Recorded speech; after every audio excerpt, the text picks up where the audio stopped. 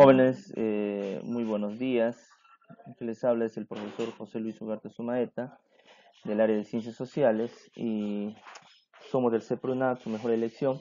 Vamos a continuar con los temas ya del área de Geografía. En este caso vamos a ver el capítulo 7, llamado El mar peruano, ¿no? Vamos a analizar, vamos a desarrollar la información, vamos a tratar de aprender qué características tiene fundamentalmente nuestro mar peruano. Acá podemos analizar lo que es el mar peruano, ¿no? Nos dice el mar del Perú o mar de Grau, también se le considera o se le llama así. Es una pequeña parte del Océano Pacífico, se extiende paralela al litoral de la costa peruana, cuya longitud aproximada es de 2.070 kilómetros, un ancho de 200 millas y ocupa un área de 626.540 kilómetros cuadrados. De norte a sur, cuyo ancho es de 200 millas o 370,4 kilómetros. Acá podemos observar, ¿no? Que va de este a oeste. Estas son las 200 millas, ¿ya? Tiene 270 kilómetros, ¿ya? De distancia, de norte a sur, que podemos decir, ¿no? Y está lleno de características geográficas muy interesantes y de recursos que es beneficioso para el país. Vamos a analizar ahora lo que vendrían a ser las características del mar peruano, ¿no? En primer lugar nos dice que sus aguas son frías, con una temperatura media entre 19 grados y 17 grados, en invierno 21 grados en verano. Acá podemos analizar, podemos observar todo esto del mar peruano y sus recursos. Su salinidad es de 3,5%, quiere decir entre 34 y 35 gramos de sal por litro de agua, siendo esta parte ya del centro y sur que tiene de entre 34 y 35, y en la parte norte fundamentalmente entre Tumbes y Piura llega a 35 gramos por litro de agua. Sus aguas son poco agitadas y de color verdoso debido a la presencia de fitoplancton o algas marinas, pero de color azulado en Tumbes. De Piura hasta Tacna el color es verdoso por la gran cantidad de fitoplancton que hay en el lugar, ¿no? Esto se debe por la corriente marina o la corriente de Humboldt, ¿no? A comparación en la parte de Piura-Tumbes, que es el mar norte peruano, donde no hay esta coloración porque no existe el fitoplancton y porque no hay las condiciones también para que el fitoplancton pueda seguir en esta parte. Luego tenemos el aguaje, consiste en el cambio de color verdoso de las aguas del mar peruano en tonalidades de coloración amarillenta, plomiza, rojiza o roja, marrón debido a la muerte del fitoplancton, ¿ya? Este proceso se da en toda esta parte del mar peruano, que podemos observar acá, ¿ya? En el mar del centro y del sur.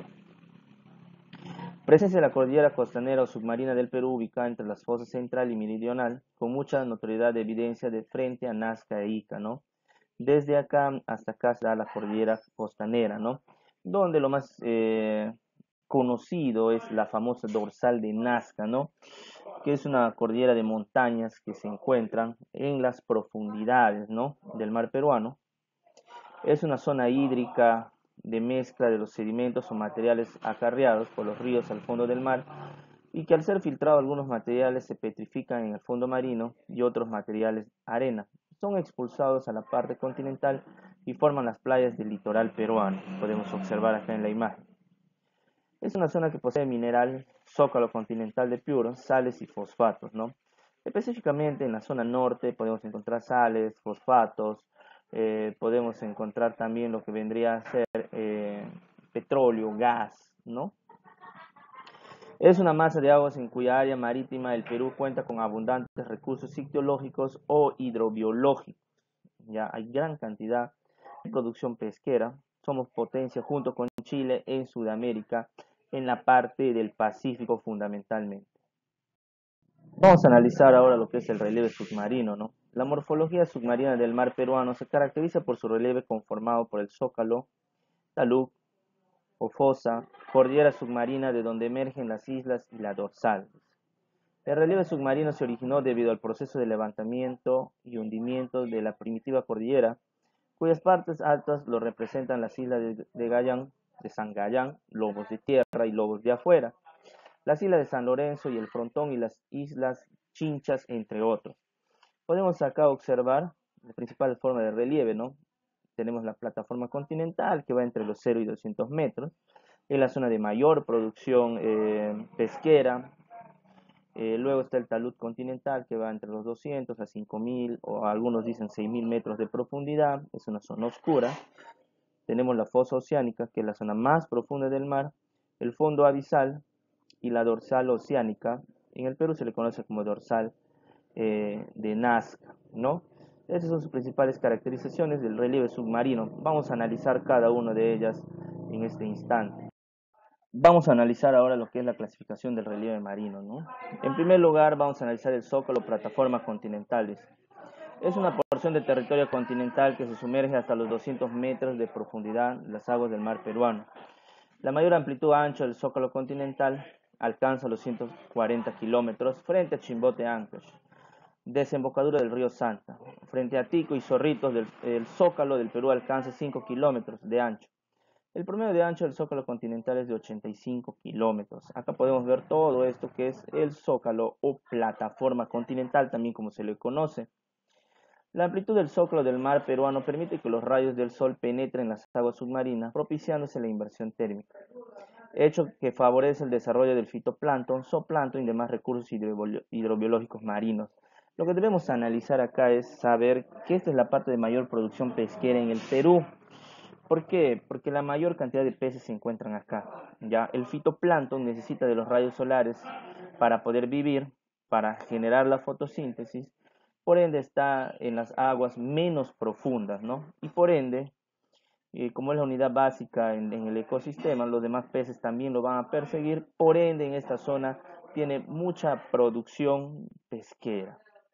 Luego tenemos el talud continental, es el declive terrestre que continúa al oeste del zócalo continental, desde los 200 metros de profundidad, cuyo declive de brusco precipicio se prolonga hasta los 5000 metros, ¿no?, de profundidad. En el sector submarino se localizan los cañones submarinos y en el lugar donde ocurren deslizamientos de materiales sólidos que se precipitan desde el litoral costeño, ¿no? El talud continental podemos observar acá, ya va bajando entre los, 0 y 5, entre los 200 y 5000 metros. A comparación de la plataforma, en el talud continental no hay muchas especies de peces, ¿no? Encontramos pulpos, encontramos calamares y algunos peces raros. ¿Por qué? Porque en esta parte ya no hay rayos solares, ¿no? El mar es totalmente oscuro en esta parte. En el relieve marino, ¿no? Vamos a analizar lo que son las fosas, ¿no? Decían que las fosas, que podemos observar acá, son las zonas más profundas del planeta, ¿no? Ejemplo, la fosa de las Marianas que se encuentra en Japón a más de 10.000 metros de profundidad. Pero vamos a analizar las fosas en el Perú. Las fosas se dividen en centrales y meridionales, ¿no? Las fosas centrales se ubican frente a la costa de Ica, Lambayeque, siendo las fosas más profundas las que están frente al Callao con 6.868 metros. Frente a Chimbote con 6.263 metros, frente a Ica con 6.212 metros y seguido de la fosa que está frente a Ancón. Las fosas meridionales o del sur se ubican entre Arica y Mollendo, cuya fosa de mayor profundidad está situada frente a Tacna con 6.867 metros. De la cordillera costanera o submarina que se extiende a lo largo de las zonas central y meridionales del mar peruano, la misma que es más notoria frente a Paracas y Nazca. Todo esto vendría a ser la cordillera costanera o submarina, ¿no? Fundamentalmente se encuentra en Ica, en Arequipa y Moquegua, ¿no? Ahora, la parte más importante acá vendría a ser la dorsal, ¿no? Y en este caso, ¿qué es una dorsal? En la zona de vertiente occidental de la cordillera submarina. Esto. En el Perú, el más famoso de todos es la dorsal de Nazca, ¿ya? Esa es la más importante y la más conocida, ¿ya? Entonces acá hemos podido analizar, aparte de ello también tenemos montes submarinos y las islas, ¿no?, que vendrían a ser las zonas más altas, elevadas, donde se encuentra un volcán fundamentalmente en esta parte. A ver lo que es la dinámica del mar, ¿ya? La dinámica del mar, dice, es el movimiento de desplazamiento constante de aguas oceánicas o marinas a manera de olas, mareas y corrientes marinas. Las olas son movimientos constantes y ondulados de las aguas superficiales del mar debido a la acción de los vientos. ¿Ya? Existen olas de oscilación y olas de traslación. ¿Ya? En el Perú los vientos más importantes vendrían a ser el anticiclón del Pacífico Sur y los vientos alisios, ¿no? Que tienen esta caracterización y que generan pues estas olas. La ola de oscilación ocurre en zonas muy lejanas del litoral, sin notorio desplazamiento de la masa de agua marina. Las olas de traslación se producen a lo largo del litoral y llegan hasta los acantilados y las playas. Se caracterizan porque las aguas del mar se desplazan de manera de una cresta de risa. ¿Ya? Son las más comunes y lo que se observa en todo el litoral peruano. Las mareas son movimientos de ascenso y descenso de las aguas del mar debido a la atracción del sol y la luna. El flujo es la subida de aguas marinas y se llama pleamar cuando alcanza su máxima altura. El reflujo es el descenso de las aguas marinas y se llama bajamar cuando llega a su mínima altura o nivel de masa de agua marina. Cuando hay una conjunción o oposición entre el sol y la luna, la atracción aumenta y ocurre la llamada marea viva. El sol y la luna se ponen en cuadraturas distantes, la atracción de dichos astros disminuye y ocurre en la marea muerta. Puede observar acá entonces los movimientos que tienen de las olas, ¿no? ¿Ya? Que puede ser de forma circular, puede ser de forma elíptica, según la determinación de los vientos que se pueden desarrollar en esta parte. Son el desplazamiento de las aguas del mar, cuales gigantes ríos que discurren en las grandes cuencas oceánicas. Las corrientes marinas se originan por el efecto de los vientos y el movimiento de rotación de la Tierra. Por otra parte, las corrientes marinas propician la necesidad de temperatura y la salinidad de aguas marinas. Acá podemos observar, ¿no? Las que son de rojas son las cálidas, las que son azul son las frías. Las principales corrientes marinas frías y calientes del mar peruano son los siguientes, nos dice. La corriente del Perú o corriente de Humboldt. De aguas frías y proviene del sur, recorre la costa peruana a una profundidad media de 200 metros, ¿no? Acá podemos observar, pasa por todo Chile y llega hasta el Perú, ¿ya? Su temperatura promedio va entre 13, 14 a 16, 17 grados, ¿no? Es un clima, es una temperatura bastante fría y es ahí donde puede desarrollarse el fitoplancton, ¿no? Comunidad básica para los recursos hidrobiológicos en el Perú. Entonces, el fitoplancton al producirse genera grandes cantidades de peces, de recursos que van a ser importantes en el Perú, generando que sea una potencia junto con Chile en el Océano Pacífico Sudamericano. Luego tenemos la corriente del Niño, es una masa de agua cálida del Océano Pacífico proveniente del ecuatorial Guayaquil y que su presencia fija al inicio del verano austral en diciembre. La corriente del Niño en dirección del norte al sureste proviene de las zonas de Guayaquil y penetra al inicio del austral en diciembre. ¿Ya? Ahora, una gigantesca cuña entre la corriente peruana y el litoral de la costa norte del Perú. A veces se confunde con la contracorriente peruana. Ahora, acá podemos observar, ¿no? La corriente del Niño, ¿no? Fundamentalmente llega hasta Tumbes y Piura. A comparación de la corriente Humboldt, que es una corriente de agua verdosa, llena de fitoplancton y baja temperatura, la corriente del Niño es todo lo contrario. Es una temperatura que va entre los 20, 24 grados, 25 grados, es una corriente de agua cálida. Aparte, en esta no hay fitoplancton por la alta temperatura, generando que las especies de peces sean totalmente diferentes a la otra parte del Perú. Y el color es azulino porque no hay fitoplancton. Tenemos la contracorriente del Perú, es característica por sus tibias, las de norte a sur entre la corriente oceánica y la corriente de Humboldt, fundamentalmente un poco más lejos del litoral peruano, que son los. La corriente oceánica del Perú está más de agua, circula en la marina muy litoral costero peruano. Está ya más lejos de las 200 millas peruanas, como podemos decir. Las corrientes convergentes son de aguas ecuatoriales calientes, dirección a este penetran irregularmente en algún sector de agua del mar peruano entre las partes, ¿no? Está un poco alejada ya de esta parte del mar. Tiene el fenómeno del Niño, ¿no? ¿Cuáles son esos efectos fundamentalmente? Dice que eleva la temperatura de las aguas del mar peruano entre Tumbes y Ica, fundamentalmente. Estamos de acá hasta más hacia el sur, se podría decir. Rompe el fenómeno de la inversión térmica, estabilidad pareja del aire y origina lluvias repentinas y transitorias de regular intensidad en la costa norte del Perú. A ver, fundamentalmente esta parte de la costa del Perú, el agua es fría, ¿no? Por la corriente oceánica.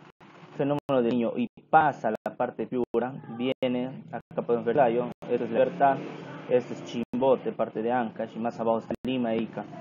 La temperatura se calienta, generando que el fitoplancton se escape, desaparezca, y los peces también desaparezcan de esta parte, ¿ya? Luego, al calentarse el agua, se rompe la inversión térmica, generando que el agua se puede vaporizar. Al evaporizarse el agua, genera lluvias en la costa del Perú hasta Ica. Esto a su vez genera, estas lluvias generan inundaciones y estas inundaciones generan huaicos, generando pues trayendo desastres naturales en toda parte de la costa del Perú fundamentalmente. Producción biológica del mar peruano aleja los cardumen, choveta y otros peces, le decíamos, por la escasez de fitoplancton. Produce la muerte de aves guaneras y otros animales por hambre, ¿no? Al desaparecer los peces, también mueren las aves, que son principalmente, ¿ya?, las depredadoras de estos peces, ¿ya? Entonces, todo este problema trae el fenómeno del Niño, que es perjudicial para el Perú.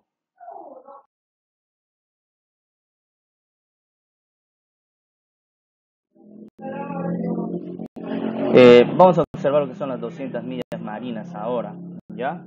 Que podemos ver nosotros de acá hasta acá. El presidente José Luis Bustamante Rivero y el García Sayén, ministro de Relaciones Exteriores, mediante decreto supremo número 381 del 1 de agosto de 1947, consolidaron la soberanía territorial comprendida a las 200 millas de ancho y extendida a lo largo del litoral de la costa peruana. Mediante dicha norma, el Perú hizo reconocer su derecho nacional para defender, conservar y aprovechar los recursos del suelo, subsuelo y la riqueza ictiológica o hidrobiológica del mar peruano. Todos estos recursos. De esas 200 marinas, pues el Perú fundamentalmente pudo obtener una soberanía y grandes cantidades de recursos que podía explotar de forma adecuada y sin ningún impedimento. A partir de diciembre de 1982, los representantes de 150 países del mundo, entre ellos el Perú, como opositor, estuvo representado por el canciller Javier Arias Estela, reunidos en la Convención de Ica, intentaron firmar un tratado sobre derechos del mar, estableciendo normas para el uso de mares y sus recursos. De acuerdo a la Convención Internacional, se puso la creación de la llamada Zona Económica Exclusiva para que cada estado ribereño al mar u océano pueda dictar normas sobre explotación y conservación de los recursos vivos y no vivos de su mar, suelo y subsuelo marino.